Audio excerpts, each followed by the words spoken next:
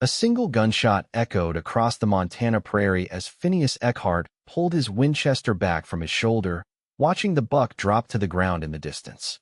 The year was 1873, and survival in the vast, untamed landscape demanded precision both with a rifle and with emotions. Phineas had mastered only one of these skills. The late afternoon sun cast long shadows as he secured the dressed deer to his packhorse. His calloused fingers worked methodically, tying knots that would hold during the journey back to Sweetwater Creek. When the wind picked up, whispering through the cottonwoods along the creek bed, his hand instinctively reached into his vest pocket, fingers brushing against a small wooden horse no bigger than his thumb. He'd carved it himself not for his own amusement, but for little Sarah. 6 years had passed since the fever took her, along with his wife Mary. 6 years since he'd buried them on the hill behind their modest homestead. 6 years of carrying the tiny wooden horse wherever he went, a talisman against forgetting. "Hang on, Chestnut," he murmured to his bay gelding as he mounted up. "We'll be home before dark." Home was a generous term for the place he kept his belongings. The ranch house stood half-finished, the way it had been when Mary fell ill. Phineas hadn't seen the point in completing it afterward. He slept in the small cabin they'd built first, leaving the larger structure as a monument to broken dreams. The town of Sweetwater Creek had grown considerably in the years since Phineas first settled the area. What had started as little more than a trading post now boasted a general store, saloon, blacksmith, and even a small schoolhouse. Progress marched on while Phineas remained frozen in time, venturing into town only when supplies ran low or when Sheriff Miller needed an extra gun for a posse. 2 days after his hunting trip, necessity drove him towards civilization. His coffee supply had dwindled to a few meager beans, and even a man content with solitude required certain comforts. He guided Chestnut down the main street, noting the new coat of paint on the mercantile and the unfamiliar faces on the boardwalk. Mrs. Henderson waved from the doorway of her boarding house. "Mr. Eckhart, good to see you in town." Phineas touched the brim of his hat, offering a polite nod without slowing Chestnut's pace. Social niceties exhausted him, and he'd learned that most folks preferred the briefest of interactions with the taciturn rancher anyway. He tied Chestnut to the hitching post outside Wilcox's general store and paused to straighten his weathered duster. The small bell above the door announced his arrival, and the familiar smell of leather, tobacco, and dried goods greeted him. A woman stood at the counter, her back to him as she spoke with Old Man Wilcox. "I understand you're concerned, Miss Sullivan, but you must realize these deliveries take time," Wilcox was saying, his spectacles sliding down his nose. "Especially books. They're coming all the way from Chicago." "I appreciate that, Mr. Wilcox, but my students cannot learn proper history from a single tattered text." Her voice carried the refined cadence of Eastern education, but with an underlying firmness that suggested she wouldn't be easily dismissed. Phineas moved toward the shelf that held the coffee beans, hoping to make his purchase without becoming entangled in conversation. The floorboard beneath his boot creaked, betraying his intention. The woman turned, and Phineas found himself looking into eyes the color of spring grass after rain. Her chestnut hair was neatly pinned beneath a modest bonnet, and though her dress was simple, it carried the unmistakable quality of Eastern tailoring. "Pardon me," she said with a slight smile. "I didn't realize someone else had entered." Phineas nodded, uncomfortable with the directness of her gaze. "Madam." Wilcox looked relieved at the interruption. "Ah, Phineas. Been a while since we've seen you." "Miss Sullivan, may I introduce Mr. Phineas Eckhart, one of our area's first settlers." "Phineas, this is Miss Theodora Sullivan, our new schoolteacher." Phineas reluctantly removed his hat. "Miss Sullivan." "Mr. Eckhart." She extended her gloved hand in greeting. He hesitated before accepting it, the brief contact foreign after years of minimal human touch. Her grip was surprisingly firm. "Miss Sullivan arrived from Boston 3 weeks ago," Wilcox continued, seemingly oblivious to Phineas's discomfort. "Already making quite the impression on our young ones." "The children have been wonderful," she said, turning her attention back to Phineas. "Although we're sorely lacking in proper materials.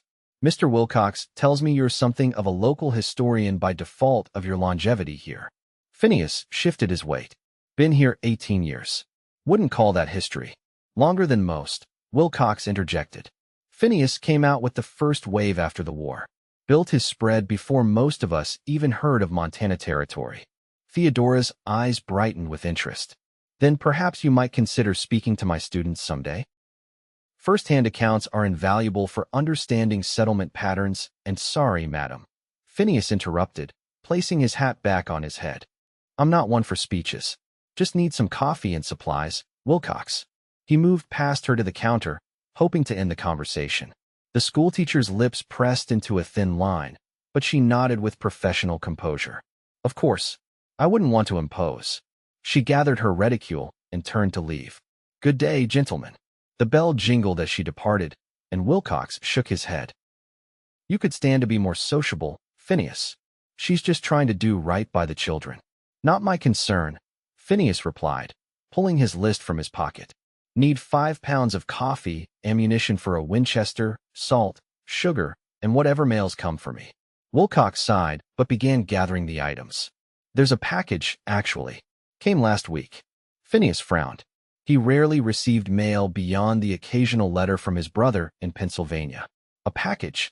From Baltimore, looks like.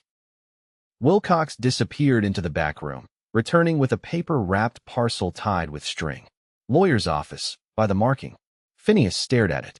The only person he knew in Baltimore was Mary's sister, Elizabeth. They hadn't corresponded since the funeral. After paying for his supplies, Phineas loaded everything into his saddlebags, the mysterious package tucked securely inside his duster. He'd intended to have a drink at the saloon before heading back, but his curiosity about the package outweighed his thirst. As he untied Chestnut, he noticed Theodora Sullivan emerging from the schoolhouse across the street.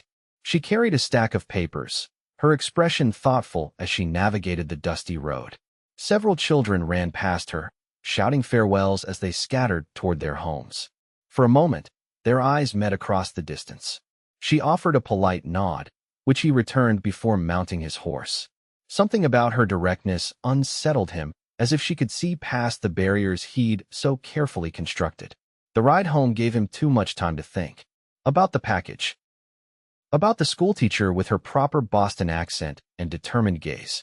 About the wooden horse in his pocket that his fingers kept finding, as if drawn by some magnetic force.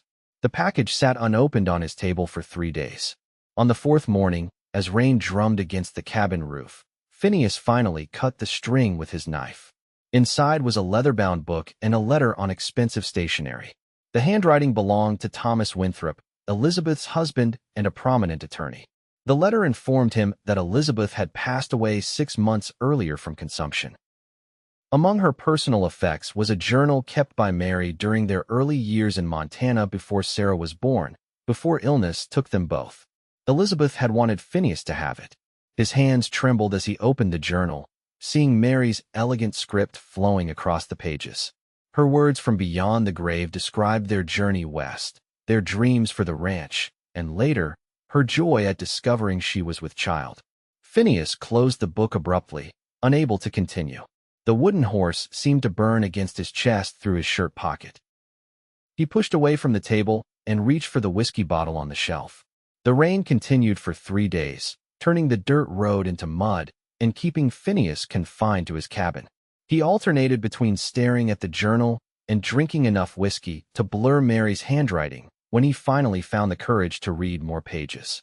When the sun finally broke through on the 4th day, Phineas saddled Chestnut and rode toward town, the journal secured in his saddlebag. He had no clear purpose beyond escaping the confines of his cabin and the ghosts that seemed to have taken up residence alongside him. Sweetwater Creek bustled with activity after the rain. Wagons delivered supplies, children splashed in puddles despite their mother's protests, and men gathered on the porch of the saloon, discussing repairs needed after the downpour. Phineas dismounted outside the post office, intending to send a brief acknowledgment to Winthrop. As he tied Chestnut to the hitching post, a commotion from the direction of the schoolhouse caught his attention. 2 boys were engaged in a fierce struggle in the muddy yard, surrounded by a circle of cheering children. Theodora Sullivan hurried down the schoolhouse steps, her skirts hitched slightly to avoid the mud. James Blackwell, Thomas Cooper, stop this immediately, Her voice carried authority despite its feminine pitch. The boys ignored her, continuing to grapple and throw wild punches. The larger boy managed to push the smaller one face first into a puddle. Without conscious thought, Phineas found himself striding across the street. He reached the fighting boys in seconds, grabbing each by the collar and separating them with firm efficiency. "That's enough," he said, his quiet tone carrying more weight than a shout. Both boys froze, suddenly aware of the tall, grim-faced rancher holding them aloft. Mud dripped from their clothes and faces as they dangled from his grip. "Mr. Eckhart," Theodora said, slightly breathless as she reached them. "Thank you for your intervention." Phineas set the boys down, but kept a hand on each shoulder. "What's this about?" The smaller boy, his face streaked with mud and tears, looked down at his feet. The larger one jutted his chin defiantly. "He said my pa's a coward for not fighting in the war," the smaller boy blurted. "Said all Yankees are yellow-bellied. And he said my grandpa died for nothing," the larger boy countered. "Said the South deserved to lose." Theodora's expression tightened. "This is precisely why we need proper historical materials. These boys are fighting over a conflict that ended before they were born, using arguments they've only half heard from their elders." Phineas studied the boys, recognizing the stubborn pride in both their faces. "Your father send you to school to fight or to learn?" "To learn, sir," the smaller boy mumbled. "Then seems to me you're disappointing them both." Phineas released their shoulders. "Wars are fought by men who believe they're right. Doesn't make dying on either side more or less meaningful." The boys looked up at him, surprised by his words. "Mr. Eckhart fought in that war," Theodora said, seizing the teaching moment. "Perhaps this is an opportunity for the first-hand account I mentioned earlier." Phineas frowned at her, but found himself trapped by the expectant faces of the children who had gathered around them. "Did you fight for the Union or the Confederacy, Mr. Eckhart?" asked a small girl with braided pigtails. "Union. Pennsylvania, 149th Infantry." The words felt strange in his mouth after so many years of silence. "But I knew good men on both sides. War isn't something to boast about, no matter which flag you carried." "See," Theodora said, placing a hand on each boy's shoulder. "History is complex. Now, I expect you both to apologize to each other and report to me after school for additional assignments on the Civil War." The boys grudgingly apologized, and Theodora dismissed the class back inside with a firm but gentle authority that impressed Phineas despite himself. "Thank you again," she said, turning to him once the children had filed into the schoolhouse. "Your timing was fortunate." Phineas nodded awkwardly. Boys that age always think fighting solves problems. Some men never outgrow that belief. She smiled slightly, studying his face. "Would you really consider speaking to my class about your experiences? It would be invaluable." He started to refuse, but found himself hesitating. "Don't have much to say that's fit for children's ears. I would trust your judgment on what's appropriate." She brushed mud from her skirt. "The children need to understand that history isn't just dates and facts in books, it's people's lives." Something about her earnestness reminded him of Mary, who had insisted on starting the school in Sweetwater Creek years ago, teaching the few children of settlers in their front room until her health began to fail. His hand unconsciously moved to his pocket, fingers brushing the wooden horse. Theodora noticed the gesture. "Are you all right, Mr. Eckhart?" "Fine." He cleared his throat. "I'll think about your request, Miss Sullivan." Her smile brightened her entire face. "That's all I ask. If you decide to share your knowledge, you can find me here most days, or at Mrs. Henderson's boarding house." Phineas nodded and turned to leave, aware that he'd already engaged in more conversation than he had in months. "Mr. Eckhart," she called after him, "whatever your decision, thank you for showing those boys a better way to resolve differences." He touched the brim of his hat in acknowledgement and crossed the street back to the post office, feeling strangely lighter than when he'd arrived. That evening, as Phineas prepared a simple meal in his cabin, he found himself thinking about Theodora Sullivan's request. The idea of standing before a classroom of children, all eyes on him as he spoke about the war and the early days of settlement, made his stomach tighten with anxiety. Yet a small part of him, a part he thought long buried, recognized that the stories would die with him if he never shared them. The journal from Mary rested on his table, a reminder that memories preserved could outlive their keepers. He took the wooden horse from his pocket and placed it beside the journal. Sarah had been delighted with the simple toy, carrying it everywhere and creating elaborate stories about its adventures.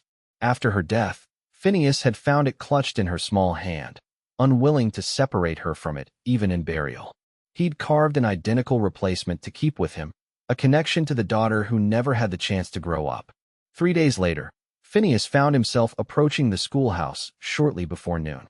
He'd bathed thoroughly, trimmed his beard, and donned his least weathered shirt. The wooden horse remained in his pocket, a talisman against the discomfort of human interaction. Children's voices filtered through the open windows, reciting multiplication tables in unison. Phineas hesitated on the bottom step, questioning his decision. Before he could retreat, the door opened, and Theodora stood framed in the doorway. "Mr. Eckhart," she said, genuine pleasure warming her voice. "You decided to come." He nodded, removing his hat. "If the offer still stands." "Of course. We're just finishing mathematics." She gestured for him to enter. "The children will be thrilled." The schoolroom fell silent as Phineas followed her inside. 24 pairs of eyes tracked his movement, ranging from curious to wary. He recognized the boys who had been fighting, now seated at opposite ends of the room. "Class, we have a special visitor today," Theodora announced. "Mr. Eckhart has graciously agreed to share his experiences as one of Sweetwater Creek's original settlers. I expect you all to show your best manners and listen attentively." Phineas stood awkwardly at the front of the room, hat in hand, as the children stared expectantly. His throat felt dry. "Perhaps start with when you first came to Montana Territory," Theodora suggested gently, sensing his discomfort. He nodded, focusing on a spot on the back wall rather than the children's faces. "Came west in '55 after serving in the Mexican War. Worked as a trapper first, then took a homestead claim in '57, before most folks had heard of this territory."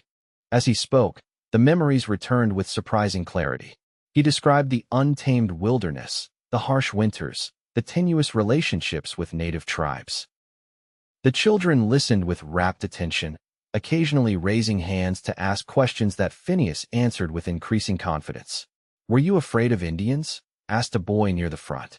"Respected them more than feared them," Phineas replied. "Learned a lot from the Crow about surviving winters. They were here first, after all." "Did you have a family?" The question came from a small girl with braided hair similar to how Sarah's had been styled. Phineas's hand moved unconsciously to his pocket. "Had a wife, Mary, and a daughter. Where are they now?" The girl persisted, innocent of the pain her question caused. The classroom fell silent. Theodora stepped forward, perhaps sensing his discomfort. "Perhaps that's a personal, they died," Phineas said quietly. "Fever took them both in '67. My daughter was 4. A hush fell over the room. The small girl who had asked the question looked stricken. "I'm sorry, Mr. Eckhart." Phineas nodded, his fingers wrapping around the wooden horse in his pocket. "It was a long time ago." Theodora smoothly redirected the conversation. "Mr. Eckhart helped establish many of the trails we still use today. He can tell you about the year the river flooded and washed away the first bridge." The remainder of the hour passed more comfortably as Phineas recounted less personal stories. When the noon bell rang, signaling lunch break, the children thanked him with surprising sincerity before rushing outside with their meal pails. "You were wonderful," Theodora said when they were alone. "You have a natural way of making history come alive." Phineas shrugged, uncomfortable with the praise. "Just telling what happened. That's precisely what makes it valuable." She moved to her desk and retrieved a small basket. "I packed extra lunch, hoping you might join me." He hesitated, but his stomach betrayed him with an audible growl. It had been years since he'd eaten food prepared by someone else. They sat on the schoolhouse steps, watching the children play in the yard as they ate Theodora's simple but delicious meal of cold chicken, cornbread, and apple preserves. "How long have you been teaching?" Phineas asked, surprising himself with the question. 5 years, she replied. "First in Boston, then briefly in St. Louis before coming here. Long way from Boston to Sweetwater Creek." She smiled, looking out at the mountains in the distance. "I wanted adventure, I suppose, and the opportunity to build something meaningful. Eastern schools are well established, but out here." She gestured toward the playing children. "Out here, education can truly change lives."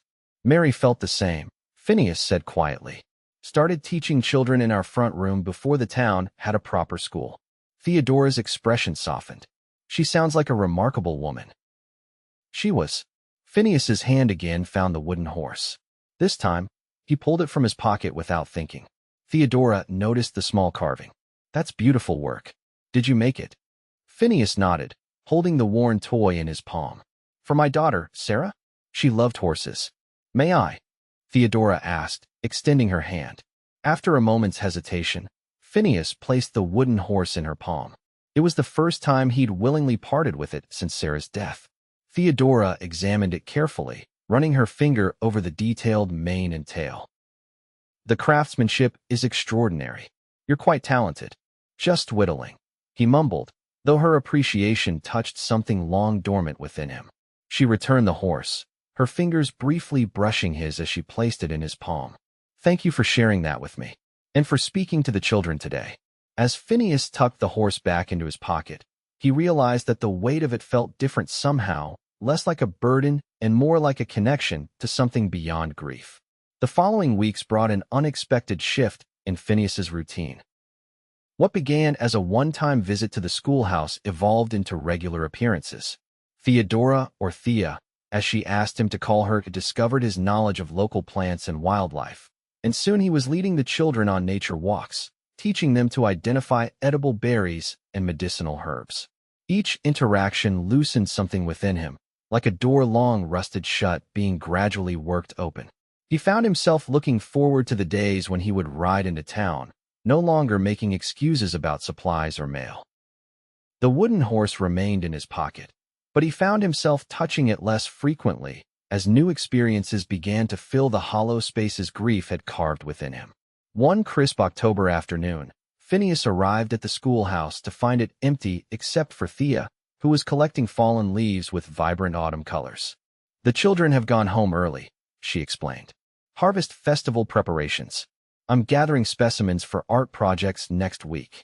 Phineas nodded, oddly disappointed at missing the usual clamor of young voices greeting him. Would you like to help?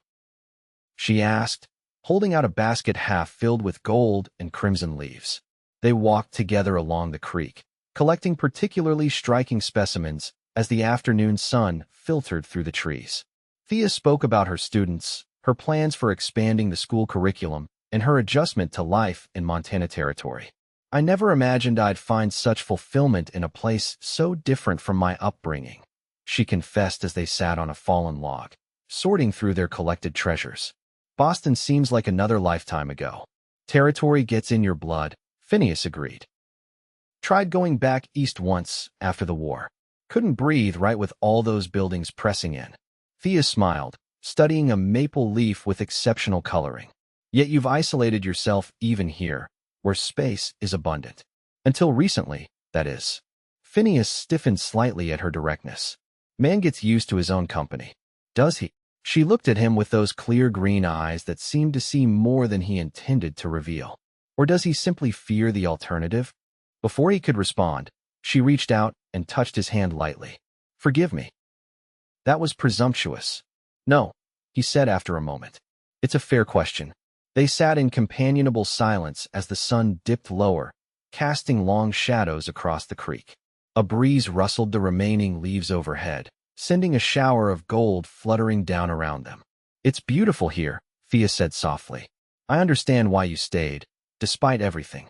Phineas nodded, watching the play of light on her chestnut hair. For the first time in years, he allowed himself to truly see a woman as more than just another person passing through his periphery. As they walked back toward town, their conversation flowed more easily than Phineas would have thought possible. Thea spoke of her family in Boston, her father a professor, her mother a devoted supporter of women's suffrage, and her younger brother studying medicine at Harvard. And you? She asked as they reached the edge of town. You've mentioned a brother in Pennsylvania? James. Took over the family farm after our parents passed. Has 4 children now. Phineas hadn't seen his brother in almost a decade, though they exchanged occasional letters. You're an uncle, then? Thea smiled. Do they know you? Phineas shook his head. Only through letters and the occasional gift sent east. Never saw much point in traveling back. Perhaps they could visit you someday, she suggested. Children should know their family, even distant members. The thought had never occurred to Phineas. His nieces and nephews existed as abstract concepts rather than flesh and blood relations who might someday stand on his land or sit at his table.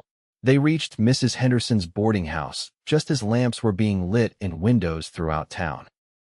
Phineas realized with surprise that they had spent hours together, the longest conversation he'd had with anyone in years.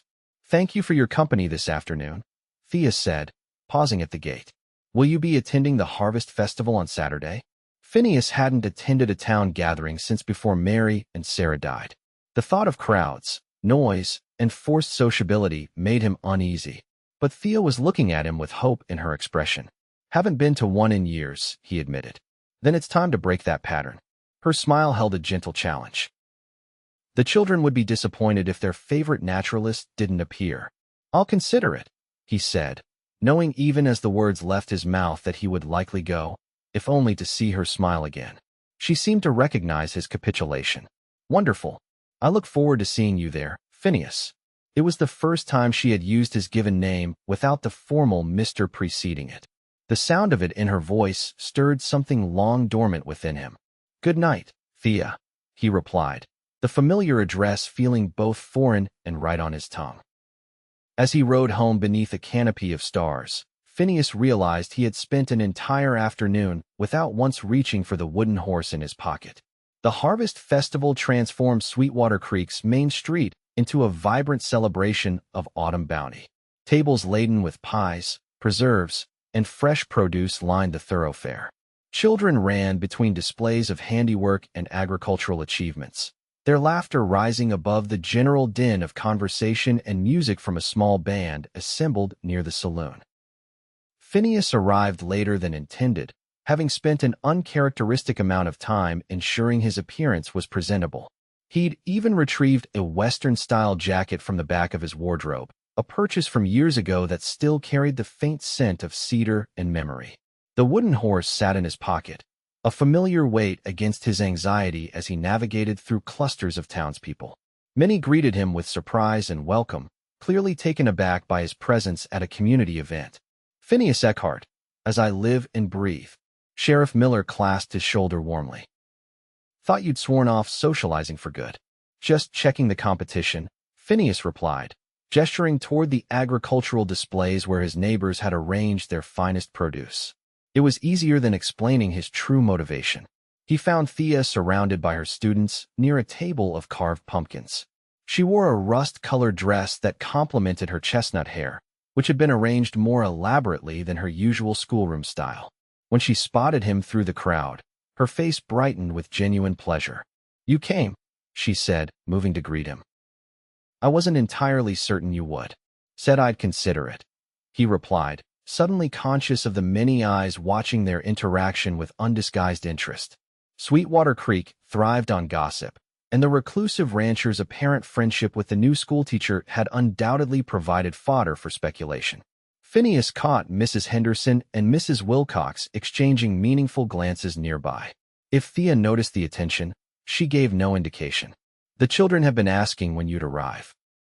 They've entered the plant identification contest and want you to see their displays." She led him to a table where several students had arranged collections of labeled plants, carefully mounted on boards with handwritten descriptions of their properties. Phineas recognized the specimens from their nature walks. "We used your teachings for our science lessons," Thea explained as the children eagerly pointed out their work. Judge Peters was quite impressed with their knowledge. Pride and emotion Phineas had almost forgotten swelled in his chest as he examined their careful work. "You've all done fine jobs," he told the beaming children. The afternoon passed more pleasantly than Phineas could have anticipated. With Thea beside him, navigating the social expectations felt less daunting. They sampled Mrs. Miller's apple pie, applauded the children's recitations, and even stood together watching the folk dancing that erupted when the fiddler struck up a lively tune. "Do you dance, Mr. Eckhart?" Thea asked, her eyes reflecting the golden light of lanterns as dusk settled over the festivities. "Not in many years," he admitted. "Neither have I, though not for lack of opportunity in Boston." She watched the dancers with a wistful expression. "My father considered it frivolous." Sounds like a serious man. He is. Education and propriety above all else. She smiled slightly. I'm afraid I disappointed him by choosing to teach in the Western Territories rather than accepting a position at a prestigious girls' school in Philadelphia. The music shifted to a slower waltz. Several couples moved onto the makeshift dance floor, including newlywed Jim and Anna Cooper. They look happy, Thea observed, watching the young couple move gracefully despite the uneven ground. They should be married just last month, Phineas replied, remembering when Jim's father had first homesteaded nearby, bringing his infant son to a territory still wild and untamed. Thea's hand rested lightly on the rough planks of the table beside them, her fingers tapering delicately despite the calluses earned from chalk and books. Without allowing himself to overthink, Phineas covered her hand with his own. Would you care to dance, Thea? Surprise flickered across her face, followed by a smile that reached her eyes. I would be honored, Phineas. He led her to the edge of the dancing area, suddenly conscious of his work-roughened hands and the fact that it had been over 6 years since he'd held a woman. For a moment, guilt threatened to overwhelm him, as if dancing with Thea somehow betrayed Mary's memory. His hand moved automatically toward his pocket, seeking the reassurance of the wooden horse. As his fingers closed around it, Thea placed her hand on his arm. We don't have to dance if you're uncomfortable, she said quietly, reading his hesitation. Phineas shook his head, just remembering when I last did this. Understanding softened her expression. With your wife? He nodded, drawing a deep breath. At the Independence Day celebration, the summer before Sarah was born. Thea's hand tightened slightly on his arm. She would want you to dance again, Phineas. To find moments of joy. The simple statement, delivered without pretense or judgment, loosened something in his chest. He guided her onto the dance floor, one hand at her waist, the other clasping hers. They moved together with surprising ease, finding a rhythm that accommodated his rusty steps and her careful following. The wooden horse pressed against his chest through his pocket, but for the first time, it felt like a blessing rather than a burden. As the music ended, applause broke out among the onlookers. Phineas became acutely aware that many eyes had been watching them, and that speculation would run rampant through town by morning. Thank you, Thea said, her cheeks flushed either from the exertion or the attention. Before he could respond, a crash and angry voices erupted from the direction of the saloon. Sheriff Miller pushed through the crowd, hand on his pistol. Trouble? Phineas asked as the lawman passed. Miller nodded grimly. Logan brothers just rode in, already causing problems. The Logan brothers Silas, Jed, and youngest brother Caleb had a reputation throughout the territory for drunken brawling and occasionally more serious offenses. They ranched 50 miles north but made periodic, destructive visits to the nearest towns. Perhaps we should move toward the schoolhouse, Thea suggested, eyeing the commotion with concern. Phineas nodded, placing a protective hand at the small of her back as they edged away from the disturbance. Several other families had the same idea, gathering their children and moving toward the quieter end of the street. The relative peace was shattered by 3 gunshots in rapid succession, followed by screams. Phineas instinctively pushed Thea behind him, scanning for the source of danger. Silas Logan staggered into the street, whiskey bottle in one hand and revolver in the other. Blood stained his shirt, whether his own or someone else's wasn't immediately clear. Where's that coward Miller? He bellowed, firing another shot into the air. Told him last time what would happen if he interfered with Logan business. Women hurried children into buildings as men moved to protect their families. Phineas guided Thea toward the nearest shelter, the general store, where Wilcox was ushering people inside. Get in there, Phineas instructed her. Stay away from the windows. What about you? Alarm widened her eyes. Going to help Miller. He hadn't carried a sidearm to the festival, but he knew Wilcox kept a shotgun behind the counter. Be careful, she whispered, squeezing his arm before allowing herself to be drawn into the store with the others seeking refuge. Phineas entered behind her, quickly explaining his need to Wilcox, who nodded and retrieved the shotgun without question. Armed, Phineas moved back to the doorway, assessing the situation. Sheriff Miller had taken cover behind a water trough, his deputy crouched behind a wagon 30 feet away. Silas Logan continued to rant in the middle of the street, while his brothers Jed and Caleb emerged from the saloon, similarly armed and dangerous. "Logan," Miller called. "Put down the gun and we can talk this through." "No more talking." Silas fired toward the water trough, splintering wood inches from Miller's head. "You killed our cousin and called it justice."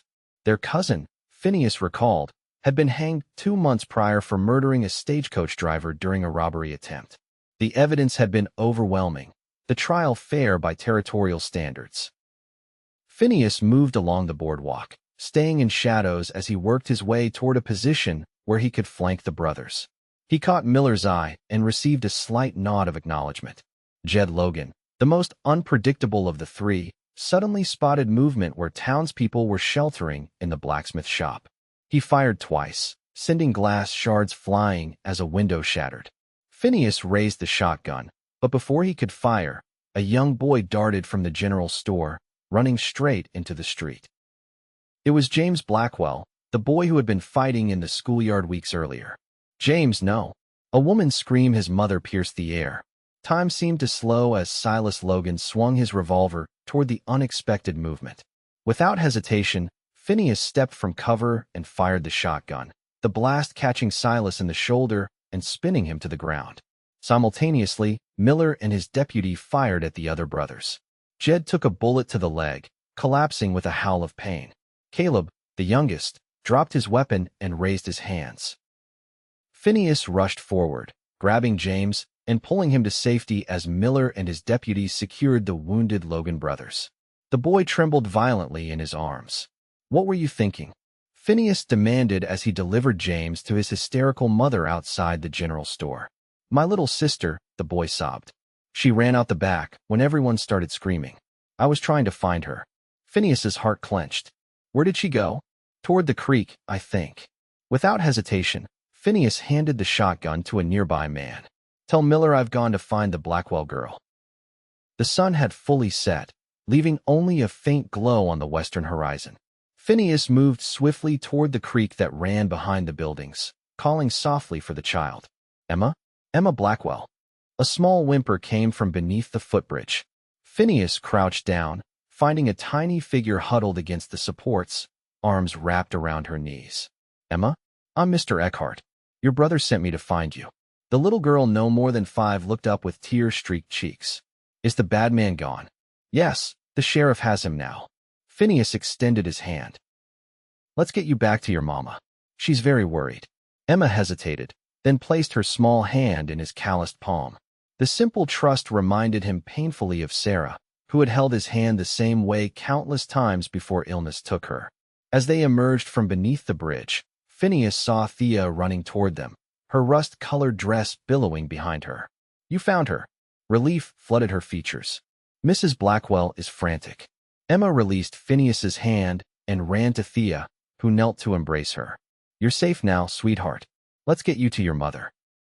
As they walked back toward town, Emma between them holding both their hands, Phineas felt a strange sense of completeness he hadn't experienced in years. The wooden horse in his pocket pressed against his chest with each step, but its presence felt different, a connection to the past rather than an anchor preventing movement forward. The aftermath of the Logan brothers' disruption cast a shadow over Sweetwater Creek for days. Silas underwent surgery to remove the shotgun pellets from his shoulder, while Jed's leg wound proved less serious than initially feared. Both would stand trial once they recovered, along with Caleb, who had surrendered without injury. Phineas found himself unexpectedly honored as a town hero. The story of his quick action to save James Blackwell spread rapidly, embellished with each telling until one might believe he had single-handedly subdued all 3 Logan brothers while rescuing a dozen children. The attention made him deeply uncomfortable, but he endured it for one reason: Thea's evident pride in his actions. The way her eyes shone when townspeople recounted his bravery made the unwanted recognition almost bearable.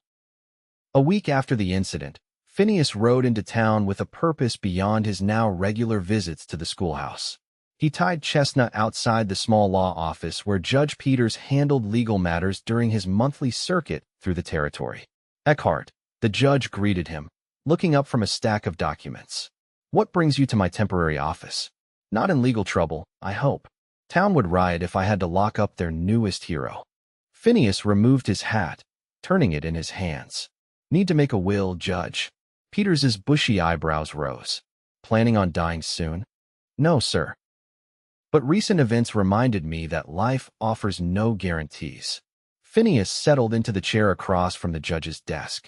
I've been remiss in putting my affairs in order. For years, he hadn't cared what happened to his property after his death. With Mary and Sarah gone, the ranch had seemed meaningless land and buildings that would pass to his brother by default or revert to territorial control if James predeceased him. Now, however, he found himself concerned with legacy and continuity. The children at the schoolhouse, Emma Blackwell's trusting hand in his, Thea's vision for education in the territory, all had awakened something long dormant within him.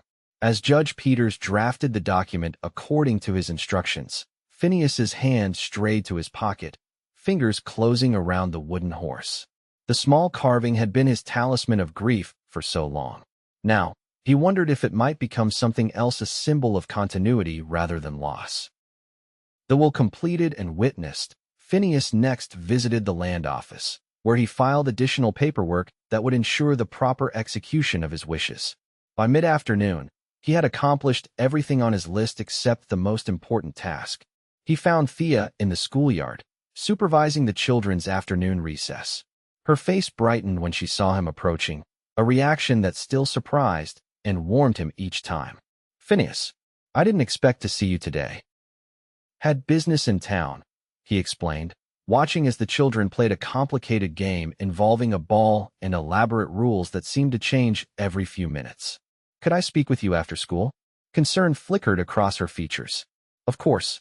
Is everything all right? Fine, he assured her. Just a matter I'd like to discuss. The afternoon stretched endlessly as Phineas waited, attending to minor errands, and eventually settling on a bench outside the general store. His hand repeatedly reached for the wooden horse, a nervous habit he couldn't seem to break. When the school bell finally rang and children streamed from the building, Phineas rose and walked toward the schoolhouse. Thea appeared in the doorway, her expression questioning as she watched him approach. Come in, she invited, stepping back to allow him entry. Would you like some tea? I keep a small stove for cold days. No, thank you. Phineas removed his hat, suddenly unsure how to begin the conversation he had rehearsed countless times on the ride to town. Thea settled at her desk, motioning for him to take a seat in one of the student chairs. The furniture was comically small for his frame, but he sat anyway, knees jutting awkwardly. You seem troubled, she observed. Has something happened? Phineas shook his head. Not troubled. Just considering possibilities I haven't allowed myself to think about in a long time. She waited patiently, giving him space to find his words. I made a will today, he finally said, and some other arrangements. Concern returned to her expression. Are you ill, Phineas? No. He managed a small smile. Quite the opposite. For the first time in years, I'm thinking about the future instead of the past. Understanding dawned in her eyes, but she remained silent, allowing him to continue.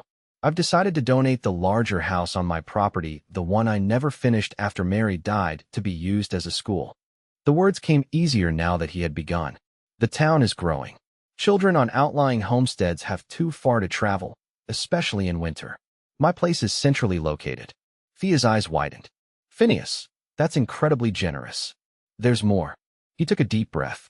I'd like you to run it. Not immediately, it needs furnishing. But by next fall, it could be ready. I don't know what to say. Her voice held wonder and confusion in equal measure. What about your ranch? Your home?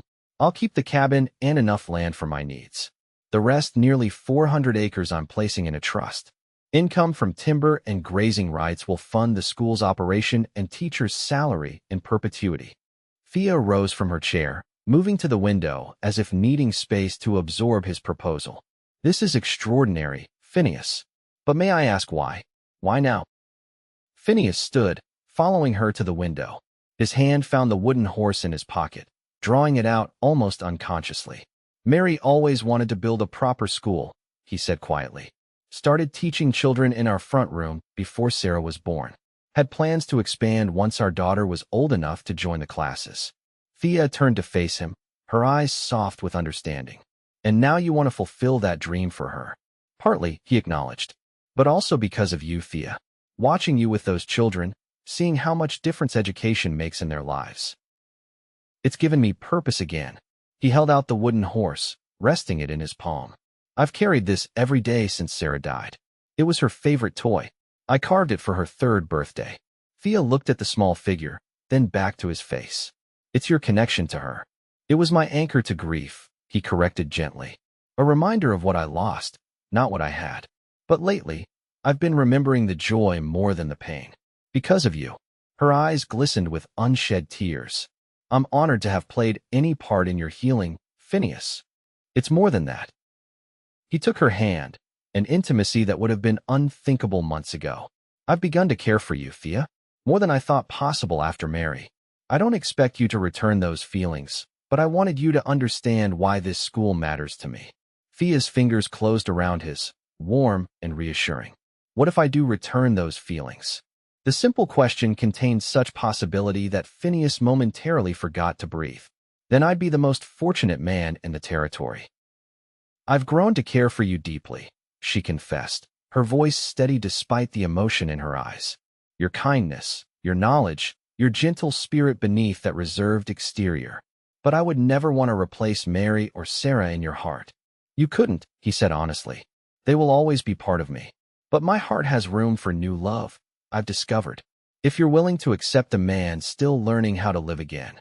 Her free hand rose to touch his face, fingers gentle against his weathered cheek. More than willing, Phineas. He leaned forward slowly, giving her time to withdraw if she wished. Instead, she met him halfway, her lips soft against his in a kiss that held promise rather than demand. When they separated, Phineas realized he still held the wooden horse between them. Without hesitation, he placed it in Thea's palm, closing her fingers around it. I want you to have this, he said. She shook her head, trying to return it. Phineas, no? It's your connection to Sarah. Sarah is in my heart, not in this carving. He kept his hand over hers, preventing her from giving it back. I've held on to grief for too long. This was my anchor to the past. I'm ready to build a future now. Tears spilled onto Thea's cheeks as she studied the small wooden horse. Are you certain? In answer, Phineas reached into his other pocket and withdrew a second wooden, carving a small bird in flight, its wings spread wide. He had worked on it secretly for weeks, his first carving since Sarah's death. I made this for you, he said, placing it beside the horse in her palm. A new beginning. Thea looked at the 2 carvings resting in her hand, one representing his past, one his hopes for the future. When she looked up, her smile held such tenderness that Phineas felt his carefully constructed walls crumble completely. I'll treasure them both, she whispered. As autumn progressed toward winter, Phineas and Thea's courtship became the talk of Sweetwater Creek. They moved cautiously at first, both aware of the scrutiny their relationship invited and their own need to build trust gradually. Phineas began work on completing the large house that had stood unfinished for 6 years. With each beam raised and each wall completed, he felt Mary's approval rather than her ghost. The structure that had symbolized his greatest loss was transforming into a legacy that honored her memory while creating something new. Thea visited the ranch on weekends, helping design the classroom spaces and riding with Phineas across the property to select the best location for a playground. Her practical suggestions and boundless enthusiasm breathed life into the project, turning what might have been a melancholy task into one of joy and anticipation. On a crisp December morning, with snow dusting the distant mountains, Phineas stood on the porch of the nearly completed school building. Thea moved beside him, slipping her gloved hand into his. It's magnificent, she said, surveying their work. The children will be overjoyed when they see it. Still need to finish the interior and furnishings, Phineas noted, though pride colored his voice. But we'll have it ready by spring. Thea squeezed his hand. I like the sound of that. Phineas turned to face her, drinking in the sight of her wind-pinkened cheeks and bright eyes. The past months had changed him profoundly, awakening feelings he had believed forever buried with Mary and Sarah. Thea, he began, his voice suddenly rough with emotion. I've been thinking about our future. She nodded encouragingly, though a hint of uncertainty flickered in her eyes. As have I. This school, it's important. Your work with the children is vital. He chose his words carefully, wanting her to understand completely. I would never ask you to choose between your calling and other considerations. What other considerations, Phineas? Her question was soft but direct. In answer, he reached into his pocket and withdrew a small wooden box he had carved himself, inlaid with contrasting woods in a pattern of intertwining vines. I love you, Theodora Sullivan, he said simply. If you'll have me, I'd like to build a life with you. Here, with the school as part of our shared purpose. He opened the box, revealing a ring with a modest diamond flanked by two small emeralds that echoed the color of her eyes. It had belonged to his grandmother, sent from Pennsylvania by his brother James when Phineas had written to share his intentions. Thea's eyes filled with tears as she looked from the ring to his face. Are you certain, Phineas? This is a significant change for a man who valued solitude for so long. More certain than I've been about anything since I decided to come west as a young man. He took her hand. You've helped me remember how to live, Thea. How to look forward instead of backward. I want to share whatever years I have left with you, if you'll have me. Yes, she whispered, then more strongly. Yes, Phineas. I will marry you. He slipped the ring onto her finger, and she admired how it caught the winter sunlight. Then, with a mischievous smile, she reached into her own pocket and withdrew the wooden horse and bird he had given her months earlier. I've carried these with me every day, she confessed. When I first came to Sweetwater Creek, I never imagined finding love here, let alone with a man as extraordinary as you. Phineas gathered her close, marveling at how perfectly she fit against him. I was a shell of a man before you, Thea. You brought me back to life. As they stood embraced on the porch of what would become their shared legacy, snow began to fall soft, pristine flakes that transformed the landscape. The wooden carvings rested in Thea's pocket, no longer symbols of grief but testaments to healing and renewal. The wedding took place on a bright spring day, with wildflowers carpeting the meadows around Sweetwater Creek.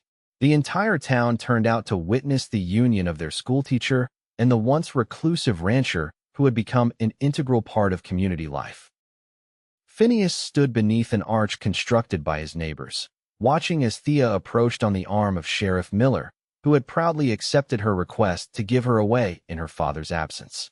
Her gown, made by the women of the town, incorporated lace sent by her mother from Boston, who had been unable to travel the distance but had written her heartfelt blessing.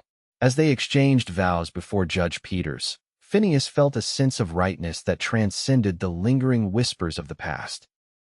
When the judge pronounced them husband and wife, the gathered community erupted in cheers that echoed across the valley. The celebration continued well into the evening, with tables laden with food contributed by every household, music from local fiddlers, and dancing that continued under lantern light as the sun set behind the mountains. When they finally departed for the ranch, their home now, not just as Phineas helped Thea into the wagon he had specially decorated for the occasion. As they pulled away amid showers of flower petals and well wishes, she leaned against his shoulder. Happy, Mrs. Eckhart? He asked, still marveling at the reality of her presence beside him. Completely, she assured him, lifting her face for a kiss that held no reservation despite their public setting. And you, Mr. Eckhart? Any regrets? Only that I wasted so many years in solitude, he replied honestly. But perhaps we appreciate joy more deeply when we've known sorrow. As they crested the hill that overlooked their property, they could see the completed school building gleaming in the moonlight. Come autumn, it would welcome children from throughout the surrounding area, with Thea presiding over their education, while Phineas managed the ranch operations and occasionally taught special lessons on local history and natural resources. Their cabin had been expanded and renovated, with a new bedroom added and the interior freshly painted. It was neither the modest shelter it had been during Phineas's years of grief nor the grand house he had begun for Mary, but something entirely their own, a home built on shared purpose and newfound love. That night, as they stood on the porch looking out over the land that would sustain both them and their educational mission, Thea slipped her hand into his pocket. "What are you searching for?" he asked, amused by her familiarity. "Just checking," she replied with a mysterious smile, withdrawing her hand. Later, as moonlight streamed through their bedroom window, She placed something on his bedside table, the wooden horse and bird, arranged side by side. "I thought they might belong here now," she explained, settling beside him, watching over us. Phineas gathered her close, overwhelmed by gratitude for this unexpected second chance at happiness. They're reminders that love endures, even when its form changes. "I'll share the grief," she whispered, echoing words she had spoken months earlier when he first showed her Sarah's toy, "and multiply the joy." As they drifted toward sleep in each other's arms, Phineas realized that the wooden carvings no longer represented only past and future. Together, they embodied the present, a life built on honoring what came before while embracing what lay ahead. 1 year later, on a warm summer evening, Phineas sat on the porch of the schoolhouse that now served over 30 children from throughout the region. Inside, Thea conducted a meeting with parents about expanding the curriculum to include more advanced studies for older students. In his arms, he cradled their 3-month-old daughter, Elizabeth Sarah Eckhart, named for both their families and the child Phineas had lost. As the infant slept peacefully against his chest, he marveled at the unexpected turns life could take, how the deepest grief could, with time and love, transform into renewed joy. The wooden horse and bird now sat on a shelf in the nursery, joined by new carvings Phineas created during the long winter evenings: a family of deer, a mountain lion, an eagle with outstretched wings. Each piece told part of their story, a legacy of craft and care that would one day belong to their daughter. When Thea emerged from the schoolhouse, waving goodbye to the last departing families, the setting sun illuminated her face in a golden glow. Her smile when she spotted Phineas and the baby still had the power to quicken his heart, even after months of marriage. "How are my two favorite people?" she asked, settling beside him on the porch step.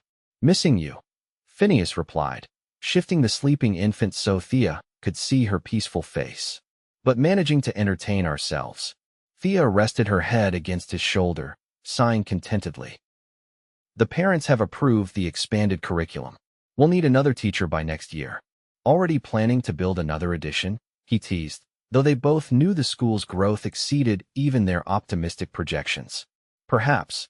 She traced a gentle finger along their daughter's cheek. "This place is thriving, Phineas. It's everything Mary would have wanted. And everything we've built together," he added, placing a kiss on her forehead.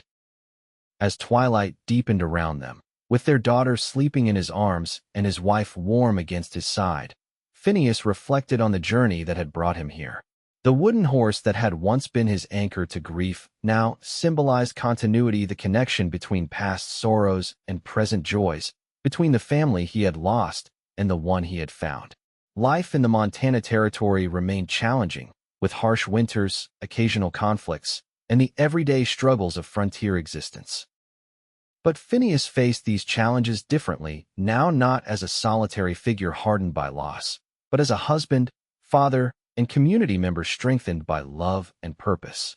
When Elizabeth stirred against his chest, her tiny hand reaching up to grasp his finger with surprising strength, Phineas felt the final fragments of his long isolation fall away. The wooden horse had carried him through his darkest days until Thea had placed her hand in his pocket and whispered, "I'll share the grief." And in sharing it, they had transformed it into something neither of them could have created alone, a legacy of healing, learning, and love that would endure long after they were gone, carved into the landscape and the lives they touched as surely as Phineas had once carved hope from heartache in the form of a tiny wooden horse.